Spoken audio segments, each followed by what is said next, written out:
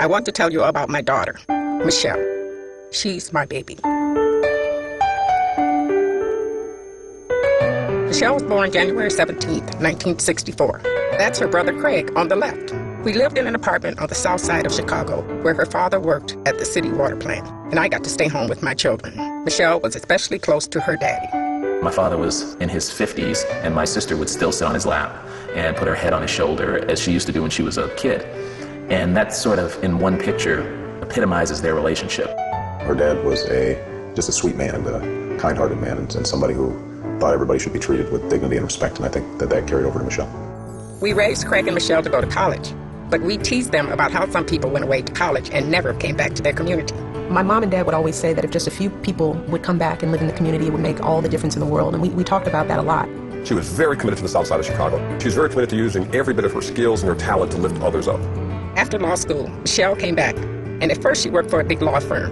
That was where she met Barack. The firm was a buzz about this hotshot first-year law student from Harvard. His name was Barack Obama, and I thought, well, who names their kid Barack Obama? So I figured this guy has to be weird. She was assigned as my summer advisor. I was late that day. I don't think I made such a great impression, but she was dazzling. When he first showed up, he was a little late, so I thought, well, maybe he didn't have his act together. But then when he walked in, he was very handsome, and he had this air of interesting in him that I didn't expect. I didn't see a ring on her hand. So, turned out she didn't have a boyfriend, but she was very resistant to the idea of some inter-office dating. I asked her a couple times, and she was sort of pushing me off a little bit. And then he made his big move. Finally, there was a company picnic, and on the drive back, I offered to buy her ice cream.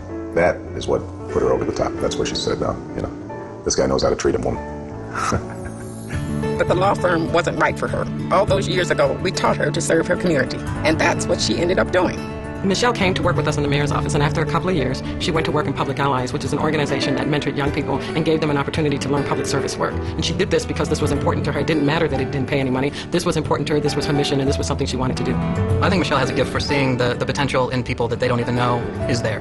The Public Allies class had people that if you saw them walking down the street, you wouldn't assume that these people would be community leaders. But so many of them went on to careers and lives in public service that she must have some kind of uncommon gift in seeing that in people. I'm really excited for people to see the Michelle that I knew, the Michelle who I miss in my day-to-day life. The Michelle who threw a casual joke or a comment or a hug in the corridor, who could make you feel like you could do anything. Michelle was like a mom to so many people over the years. It's no surprise to me that she's been a wonderful, caring mother to her own children. She's an amazing mom. I mean, for her, that's what life is all about, her children. The girls are extremely grounded, very loving, very smart, know right from wrong, and it's all about her kids.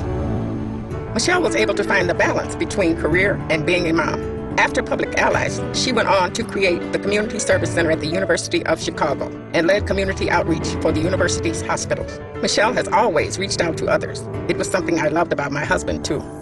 Michelle's compassion came from my father, and people came to him with their problems, and he always managed to have people go away feeling better than they did when they came to talk to him. I'm certain that that's where Michelle gets her compassion from. My father died very early from complications from multiple sclerosis, and I think about him every day when I think about how I raised my kids, because I remember his compassion, I remember the words, his advice, the way he lived life, and I am trying each and every day to apply that to how I raise my kids. I want his legacy to live through them, and hopefully it will affect the kind of first lady that I will become, because it's his compassion and his view of the world that really inspires who I am, who I want my girls to be, and what I hope for the country. This is my daughter. When she was young, I remember how she would look up to us. Now, I look up to her. I hope America gets to know the girl we raised and the woman she became, because she is the most remarkable person I know. I wish my husband could see this day, but every day I get to see a piece of him in her. And for that, I am so proud and so blessed.